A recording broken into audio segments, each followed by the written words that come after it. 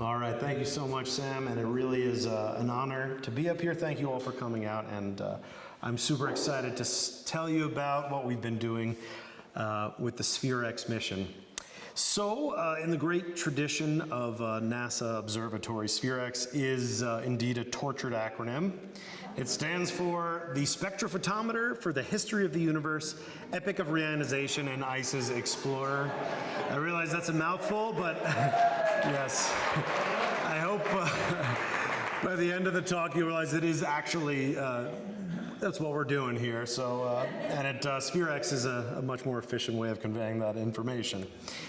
So SPHEREx is an explorer mission. It is a middle-class explorer mission. And here we are in the context of the line of observatories. You might recognize a few that have made tremendous impacts, including WMAP, SWIFT. So this kind of mission is the largest mission you can do at NASA that is a PI-led or principal investigator-led mission.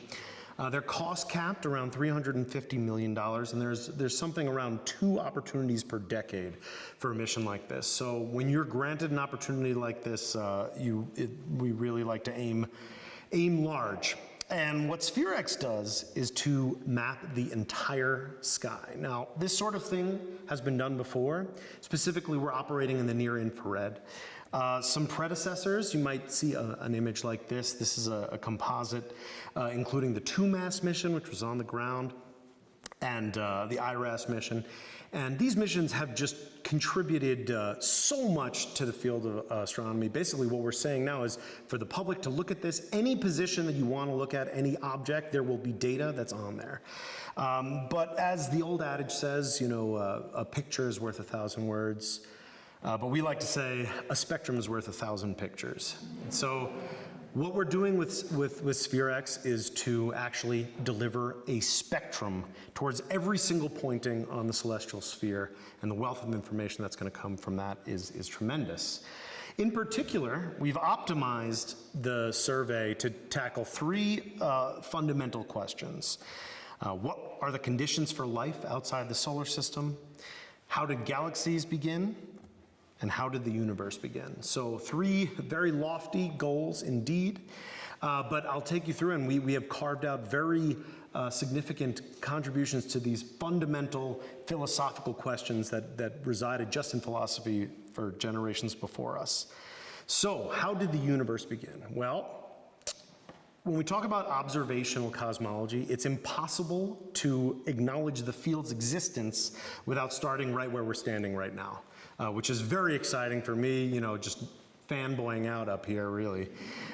Here's a photo of Edwin Hubble and Al Einstein there with atoms looking through the telescope you might get a chance to actually put your peepers through tonight, which is fantastically exciting.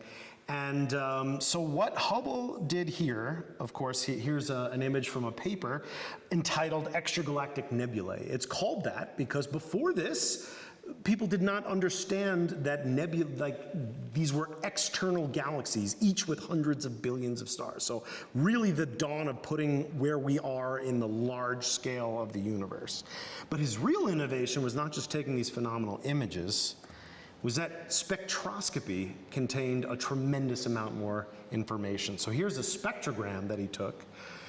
And what we learned from that is by inferring from the Doppler effect, so the same effect, you know, when you hear an ambulance go by and you hear the pitch go down, that same thing happens with light. So when you look at these objects that were extremely distant, and through spectroscopy, you could actually see them moving away from us through what we call the redshift. When an object is moving away from you at a speed that's comparable to the speed of light, its color shifts to the red. And in doing so, he figured out this plot here, which is granted his name. This is the Hubble flow, or a Hubble diagram. And it plots the velocity with which a galaxy is moving away from us against its distance. So those are linearly correlated, as you see here. And that is a profound realization, because that means everything is expanding. The universe is enormous, and it is expanding away from us. So if you fast forward 100 years or so with this kind of plot, this is what it looks like now as of a couple of years ago. That now we have that mu on the y-axis is a distance modulus, and on the x-axis is its redshift, or the velocity that it's moving away from us. And you can see how phenomenally well this is understood with those data points on top from many, many missions. And the black line there, that's our understanding of cosmology. And the expansion history of the universe. It's known so well that we take it for granted. Basically what we do now is you say we measure an object's redshift and we know how far away it is because this flow, the Hubble flow, is known so precisely. And so we can infer from that to this sort of picture of our universe's history. In this case, the arrow is pointing along time, and the circle, the cross-section of that tube you're looking at, represents the scale factor, or the size of the universe at a given time. In propagating back the expansion, we know that the universe came from something like a Big Bang, where everything started. And lots of, the century past of observations in cosmology, in particular, the cosmic microwave background, which is an incredibly important signal that came from just a few 100,000 years after the Big Bang. Now, there were two kind of very important inferences from these measurements and others that may sound somewhat obvious, but they are incredibly profound. First is that the universe is uniform and in thermal equilibrium on the largest spatial scales, and its geometry is flat. Now, from these, we call this the horizon problem.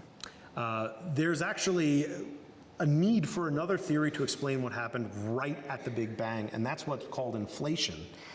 This was cooked up in the early 80s. There's a picture from Alan Guth, who's an originator of this sort of concepts. And what it implies is that just after the Big Bang, at an unfathomably short amount of time, the universe expanded a trillion fold. Which is a lot to wrap your head around. So how can we possibly observe any access to this time? Well, if we look at the universe today, its structure is not random. So this is actually a data set from an experiment called DESI. You may have seen it was actually in the news recently. And in this map, which is just a tiny section of sky, each dot is a galaxy containing hundreds of billions of stars. And what you can see is they're not randomly scattered, they're clustered together into filaments and voids. We call this the cosmic web. The origin of that structure is phenomenally profound. So at the Big Bang, when the entire universe was absolutely tiny, smaller than the scale of an atom, it's governed by quantum mechanics. And in quantum mechanics, you have these little fluctuations in and out, over densities and under densities. And those quantum scale fluctuations, as the universe grew and expanded and cooled, those turn into overdensities in the matter field of the universe, and that's where galaxies form. They're little beacons at the top of the hill, and then you've got voids that go in there. So that means, if we go back to this picture, if we measure the large-scale structure really precisely of the universe today, it's tied back to the very first instance right after the Big Bang. And that's exactly what SPHEREx is setting out to do on the cosmology front. We're going to make an enormous map by measuring the redshifts of hundreds of millions of galaxies, and from that understand the statistics of how they clump together and make inferences to those very first instance just after the Big Bang. If we take a look at this picture in a different fashion, we'll get to our second theme, which is trying to get at how did galaxies begin. Now, galaxies, since they turned on, if we measure the individual sources, you're only gathering so much light. So what SPHEREx sets out to do is to measure what's called the extragalactic background light, and we're looking at measuring the aggregate signal of all light that's produced in stars and galaxies going back to cosmic dawn. And if we think about, again, that large-scale structure, galaxies, they'll form just at those peaks, at those overdensities. And if you're only looking at that, your incomplete picture looks something like this. So what SPHEREx does is a technique called intensity mapping, where we're going to map out that large-scale light field, And of course, we're going to do this spectroscopically, so measuring that out in 102 wavelength bands in the near infrared. And by cross-correlating all of those, we can begin to tease out the different sources, different types of galaxies from different redshifts of how much light they would have contributed to this aggregate signal called the extragalactic background light. Now, closer to home, when we start to think about life on Earth, as far as we know, all life requires water to exist. The vast majority of water in the universe is not liquid, it is in ice form. So what SPHEREx is going to do is we're going to survey our own neighborhood, the galactic plane of the Milky Way, look at a whole bunch, millions of stars that pass through different forms of star and planet formation and molecular clouds as we progress forward to protoplanetary disks and young solar systems. And we do this by measuring, again, infrared spectroscopy. So what happens is when light from a background star will pass through these features, they interact with the water ice in them, and it imprints an absorption line. You'll be missing certain colors at very specific wavelengths, and from that we can infer how much water ice is in that line of sight.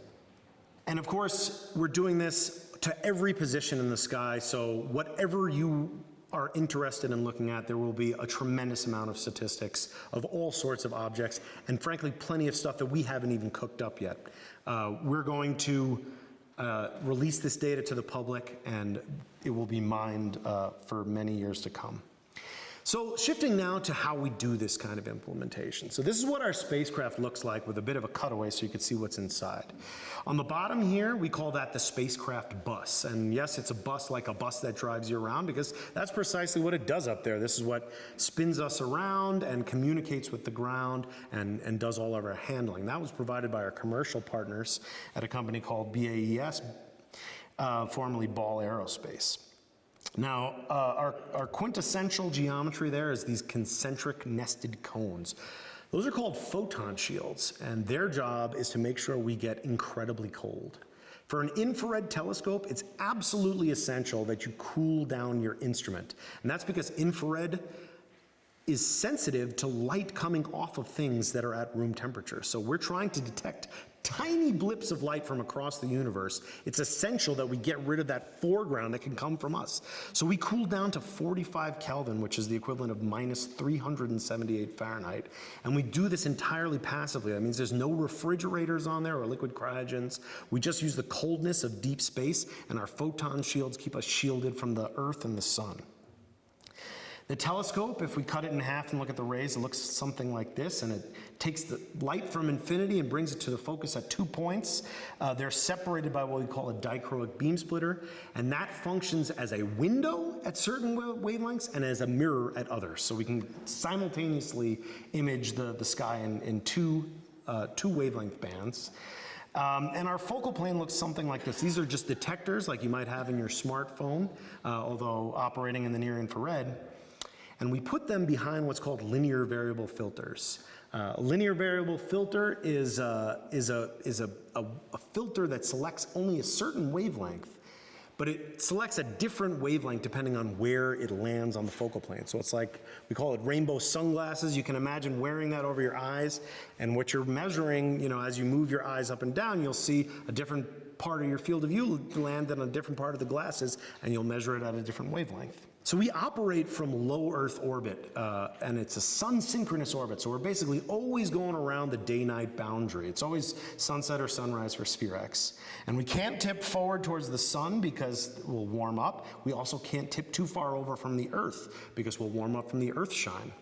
So what we do is to point at a given point in sky, and we put our rainbow sunglasses on a different point, and then we make little dithers moving our field of view across that region. At any point in time, we can only point in that little semicircle there because that satisfies our Earth and our sun avoidance criteria. And then we do this non-stop for 2 years, filling in every single position. So we just keep going. It takes us 6 months to survey the entire sky, and we do that 4 times over the course of 2 years, filling in every single position at every wavelength.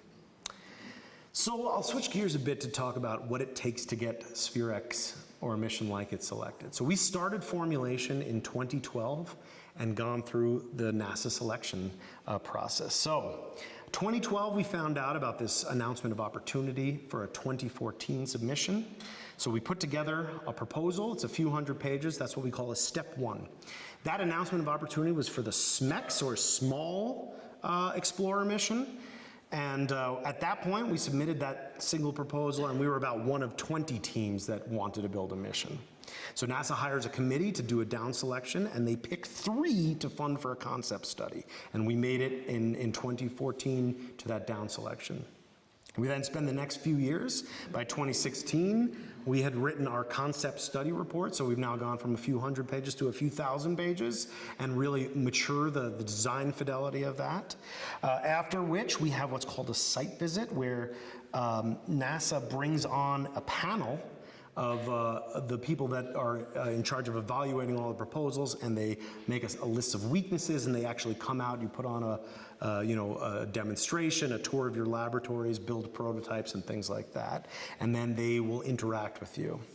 So in 2016, after the site visit, we lost.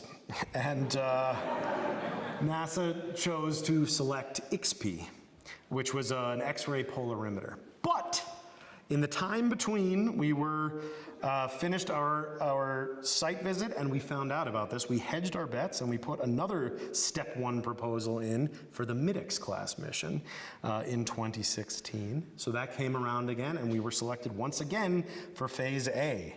And this time we were again one of 3, which eventually became one of 2 in that competition. We wrote another concept study report, another few thousand pages, and we had another site visit. This site visit is a huge deal we put together. My wife will tell we postponed our wedding for the site. She's here today. She'll work there. But it's a big deal. And then finally, on Valentine's Day of 2019, we were notified that we were selected for implementation. Here's a picture of Jamie Bach, our principal investigator. He's being told, he's sitting there with Thomas Rosenbaum, who's the president of Caltech, and that's Thomas Zerbrucken, who is the Science Mission Directorate administrator at the time. So we got selected for implementation, which puts us into what's called Phase B, designing the mission starting in late 2019. Well, we know what else happened in late 2019, and that set the stage for our design phase. So our design phase looked a lot like this. That's my garage where I set up shop. And this electronics is where our lead electronics engineer set up in his house to develop the first prototypes of the boards. We went through our preliminary design review in October of 2020, all remotely in our own houses. That's what SPHEREx looked like as of PDR, preliminary design review.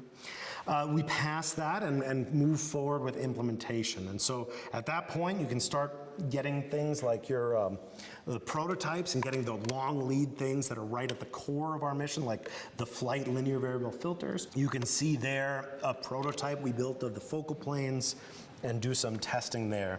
We also start building up the systems at our different vendors. Here's what the telescope looked like as it finally had come together a few years after at Ball Aerospace. You can see them there doing some testing. The telescope goes through its own suite of testing. And then we have to bring and test everything together. So you've got your focal plane assemblies, which have gone through their suite of testing. The telescope, which does the same. Our thermal system, these are our V-groove radiators. You can see 6 images of my face in there, and those all come together in what we call the instrument. So that's the meat of what actually does the scientific measurement. The telescope and the spectrometer and all our detectors and electronics. So it's essential that we have to test it at this fidelity. And that actually is quite a challenging scenario because it has to be in the operating temperatures of it will experience in orbit. So to do that, we developed our own custom cryogenic chamber. And this was done in partnership with the Korean space agency called KAZI. And we had to do this because there are 2 absolutely essential measurements that have to be done on Earth before you launch it. First off, we have to make sure that the thing is in focus and that all the optics are properly aligned. And we also have to calibrate the spectral response of the system. We have to know which wavelength goes where. So we cooked up this concept with Korean collaborators in this chamber to operate in two modes. One, an optical mode, which would have a gigantic sapphire window which could couple to the laboratory, and the other mode with what we call a Winston cone and integrating sphere to couple diffuse single wavelength light into our telescope. So after development, in pandemic, we had our kickoff in December of 2019 in Korea. That was supposed to be the one of many, but of course that was severely limited based on what the world was going through at the time. So we developed and tested everything in Korea before delivering to my laboratory at Caltech. This is where it came in June of 2022 when it had just gotten out of, from the port along Los Angeles. And you can see it here being actually lowered into the basement of my laboratory at Caltech. The basement lab did not have a door or an elevator that could work for the size of the chamber, and so we have no loading dock to the basement. So what we do is there's a removable section of driveway that lowers down into a crypt. And then we had a commissioning phase. Here's our Korean team after we got the thing working here in California. And then proceeded, as by the time that the instrument was put together and delivered and ready, that this thing, our facility was ready to go.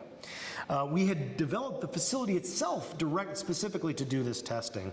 And the design we came out with was to have a clean facility, a clean room, directly across the hallway from our optical testing laboratory. And that's so we can do all of our contamination control. When you have your optics out, it can't be exposed. Can't be any beard hairs on your mirror, so you have to operate in an absolute contamination controlled environment. But to do calibration, you need to be in just a regular laboratory. So once it's hermetically sealed, we can work in our regular laboratory. And then when we need to work on the instrument, we wheel it across the hallway and open it up in our bunny suits to work on it. And this worked out phenomenally well. This is what it looked like during optical testing. So you can see that window pointing out to the room. You can see a few steering mirrors there that it's looking at. And that's coupling it to what we call a collimator, which is a way of basically making an artificial star, projecting a point source out to infinity, so you know what SPHEREx sees when it would be looking at a source at infinity. It's also very challenging to do this. We had to include, this is a cryogenic filter. That's a sapphire window with a specific coating. We need to keep 1 part in a million of the light that goes through, and that's to control us from the swamping foreground radiation in the infrared that just comes from our laboratory. So that testing looked like this. The measurement we do is not unlike what you do at an eye doctor, where you look through this thing, you look at a fuzzy target, you say it looks better, and each time it's better because they're putting a different refractive correction. So in Larry's case here, he just leaves the correctors on. But for SPHEREx, we make these measurements, and we see when SPHEREx sees the best image of the point source, and then what we have to do is to warm the telescope up, open it up, go all the way down deep, and then realign the detectors to the telescope such that they're in the best position. And this needs to be done to about 20 microns, which is on the order of 1/10 of the width of a human hair. We also have to make sure that when we put it on a rocket and vibrate it, it does not go out of focus. So this is vibration testing out at JPL, and we subject it to these launch loads, and then you test it again. So 3 times we measure the focus and ensure that it's working well. We then move to our spectral calibration phase. So this is what the beast looked like for that. I do love it. It's our most Bond villain looking like apparatus. But you can see there the cryogenic Winston cone. And this is so that basically SPHEREx can look into this thing, and we couple, it will fill its field of view with a single wavelength of light. We know what wavelength we put in there, so we know where it lands. So the measurement looks something like this when we're operating in the telescope. And here is a SPHEREx image. This is what a real response of the whole instrument looks like when it just has its entire field of view filled uniformly with a single wavelength. So even though the whole detector is being lit up, you only see a little stripe going across because all that light is a single wavelength, and it only lands on it. Only 1 part of our rainbow sunglasses will transmit that light. So you see as the movie goes, it moves around on the field of view, and that's how we calibrate our spectral response. After that, we had our photon shield assembly coming together at JPL, and then everything has to come together, and it gets shipped to our commercial partners in Boulder, Colorado at BAE Systems for integration with the full observatory. Once out there at BAE, we submit it to other testing. So on the you're looking there when that wrapped up in insulation, that's in a gigantic cryogenic chamber. It's a good, very comparable to the auditorium that we're sitting in now. So it's testing the entire thing, not quite at our operating temperatures, but cooling the whole thing down to make sure all the thermal system works right and everything works well at temperature. And then you can see in the other image, those are actually speakers. So it's subjecting it to the acoustics testing because we have to withstand the unbelievable loud sounds of a rocket launch. And so we're really bombarding it with those speakers. So at this point, when it was finally built, it's worth it to take a step back. Our original concept, we started formatting in 2012 with a 2014 submission. That's what I was like at 2012, a 28-year-old junior postdoc, bright-eyed and bushy-tailed. I remember at one point calculating that, oh my God, I'll be in my 40s by the time this thing launches. Here I am. Obama Romney was that year. Facebook's IPO was that year when we started formulating survey. And that's what SPHEREx looked like at the time. So to see when it actually comes together and you have a real observatory that's built and looks like that is an amazing journey.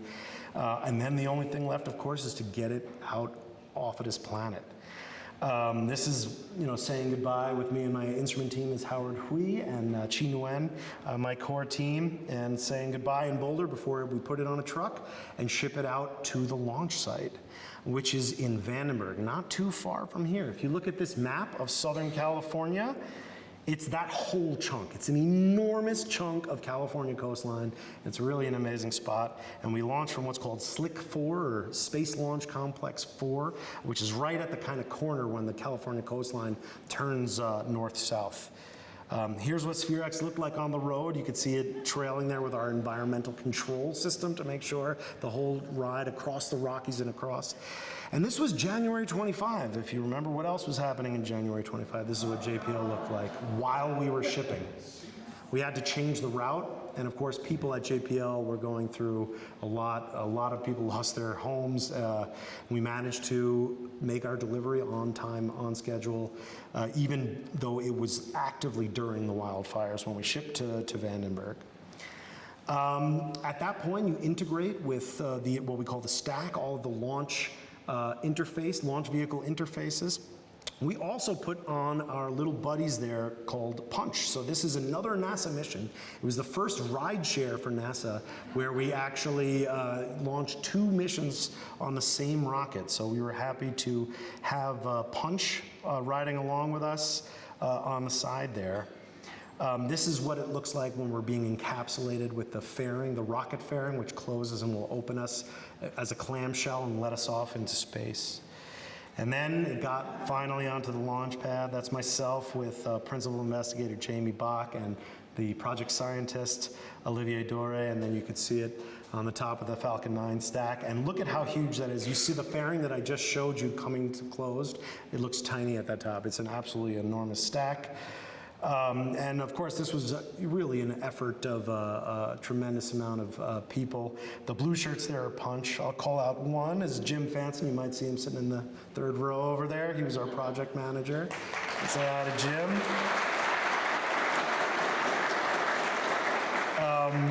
And then we proceeded to finally, after quite a bit of effort, there were some delays. I won't go into that story, but we made it to the launch pad on March 11th of this year, and I'm going to show you what that launch looked like here. 2, 1, ignition. Liftoff of the Falcon 9. Go SpaceX, go SPHEREx, go Punch. SPHEREx and Punch on their way to map out our universe like never before and revolutionize space weather forecasting. Stage separation confirmed. And vac ignition. Stage 1 boost back startup. Coming up next, we will see fairing deploy, and that's when the 2 fairing halves will separate and expose SPHEREx and Punch to the atmosphere of space. Fairing separation confirmed. In about 30 seconds, we will have payload deploy of SPHEREx. SPHEREx separation confirmed. SPHEREx is drifting away from Falcon 9's second stage, confirming deployment. The mission isn't over yet. Falcon 9's second stage is still carrying NASA's Punch mission. Separation confirmed. Wow, look at that. To actually see them, that's great. Right, so you see here, shortly after launch, we made so what happened was, so we make our separation over Antarctica, a station called Troll, and we listen. That's when we're supposed to hear our first contact. SPHEREx is floating out there, and it talks down, sends down telemetry. We heard nothing on the first shot. And then it turned out we were pretty sure it was a problem with what's happening at the antenna Antarctica. But our next pass would be 45 minutes later, where we come up over Svalbard, which is north of Norway. And that contact came, and we also heard nothing. So this is about an hour after launch. We had not heard anything, and I'm going to show you a video of what it looked like in the room I was in. So at this point, we thought SPHEREx might have been dead.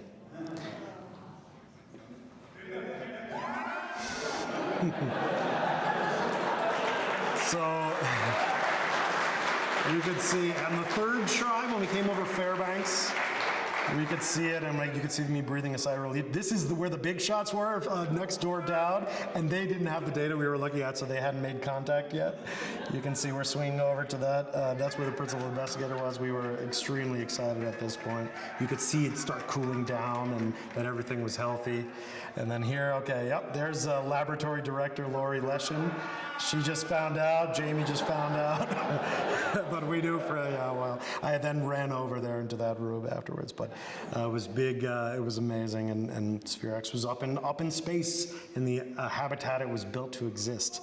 But it's really cool, you could actually see it from here. This is some friends of mine in Burbank in their front yard, watching SPHEREx go, and that's just, it's like so amazing. Actually, I'm sure from Mount Wilson, there was a phenomenal view. Say hi to Phil. Yeah, that's so cool that you could see it just from Los Angeles. Which we then got into what we call in-orbit checkout. And this is done from the EOMOC, which is the Earth Orbiting Mission Operations Center. This is where we start powering on and talking to SPHEREx. It's a month long. And remember, to cool down, it takes us at least 2 weeks, so we couldn't look at anything. You can see here at the front, there's our flight director, Brett Naylor, is also sitting here. And this was an incredibly stressful but incredibly exciting and fun time because we start powering everything on. And so about 2 weeks after we had launched and cooled everything down, we finally sent the commands to turn on SPHEREx and to collect our first images, and what we saw looked like this. So this is an incredible moment for us, and I'll take you through what we're looking at a little bit. First off, this is a single pointing. Right, so SPHEREx has an 11 degree by 3.5 degree field of view that it sees in 2 images on the sky. And remember, these are spectral images, so every pixel is actually at a different wavelength. So that's why we have this rainbow kind of put over it. Few things come out right off the bat. First, we have this big stripe across. Doesn't that kind of look like the spectral calibration data I was showing you? That's because there's a glow from helium in the Earth's upper atmosphere. Even at 650 kilometers up in space, we're submerged in there, and well, there's our first discovery. It wasn't the one we were shooting for. But the heliophysics and earth science people are actually tremendously excited about that. And you can see bright stars there. And if we start to zoom in just on a little chunk, so we're zooming in there, you see a nearby galaxy. And if I zoom in again on a tiny chunk, you can see all those little blips. Every little blip in that image is a distant galaxy that contains hundreds of billions of stars. And this is a single pointing that we do 600 times a day for 2 years. So it's a tremendously large amount of data. This is another one from our first light image. So we just turned it on out of the box and got these images. Here you're looking at 2 spectral images from band 2 and band 5, so at our shorter and longer wavelengths. These are the same portion of sky. You're looking at the same exact part of sky and just how tremendously different it looks at these different wavelengths. This is looking at the plane of the galaxy. You can see at our longer wavelengths, you can see the plane of the galaxy, and at shorter wavelengths it's completely lit up with what we call diffuse galactic light, so scattering of the interstellar radiation field off of the dust that's in the interstellar medium, and you can just see right through it in the longer wavelengths. You might also notice that there's kind of a bar feature coming across. That's another spectral line, but that's coming from the center of our galaxy. That's bracket alpha, that's a hydrogen emission line. So you can see that there's a tremendous amount of that gas just in that one stripe. And again, this is a single pointing. And this is all from commissioning data. So as we went throughout that month, started turning things on, we changed some parameters. We're really trying to optimize our survey and make sure before we started going that everything was going. But really just out of the box, all of these things were just, it was so amazing to come in after all that time developing, and we just come in and we just get just fountains of data, and we can just go swimming in this data. And there's just so much in there that we had not even started to scratch the surface. We've also got some pretty great images of SPHEREx, really SPHERExing, when we start to put together a sequence. So here's a little chunk of sky, about a degree. So this is, we're looking at like 1/40,000th of the sky. And here's what happens when we get 8% of a SPHEREx data set on 1/40,000th of the sky, right? So we can see now we're starting to scan. Right, so the image is fixed in celestial coordinates, but we're moving it along so that which wavelength is being measured in which pixel changes. And if we zoom back in on that region, you can just see how tremendously different everything lights up. And this is corresponding to ionized sulfur in this star formation region. And then when it lights up in the longer wavelengths, that's called PAH, or polycyclic aromatic hydrocarbons. Think diesel exhaust kind of stuff. And so this is what you see just scanning across, and you can just see how that, we really can't show images of SPHEREx data. You have to use movies. Visualization of these huge data cubes is very difficult. It's, you know, your eye you can't make a composite image with 102 wavelengths. Your cell phone uses 3 colors, right? They use red, green, blue, and that's it, and you get all your colored images from 3. We have 102 in each position, so it's actually a challenge to render images, and movies is the way to do it, where your time is not time, it's the wavelength that you're looking at. So looking ahead for SPHEREx, it began on May 1st in full industrial mode. Today's May 10th, where we are just getting going right now, and we are operating happily in low Earth orbit. The data that we get goes out to the entire astronomical community. So about 2 months from now, it will be put on this Ursa is a server. So all of you, I invite you to go look at SPHEREx data as it comes along. And then throughout the course of 2 years, we'll collect more. And then we develop our own products. We deliver spectra of all these objects, millions, hundreds of millions of objects, up to 1 billion on just across the sky of spectra that will be put out in catalog form. And then after the survey completes, we have an additional year where the team will concentrate on the statistical analysis and make those inferences I talked about at the beginning, and really start to get at the epoch of inflation, those first fractions of a second right after the Big Bang. So just in closing, maybe before I close, I'll just ask, there's a handful of people that worked on SPHEREx here, maybe can stand up, because it really was an amazing collaboration. There you go.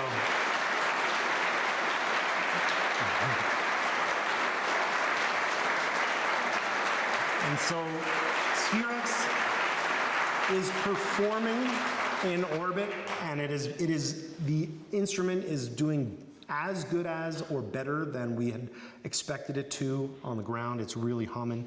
We are just going to learn so much, and I can't believe how excited. You know, I've really dedicated my career to the implementation of this thing, so having it come online now is just so unbelievable special. And I'm really honored to be telling you about this here at Mount Wilson.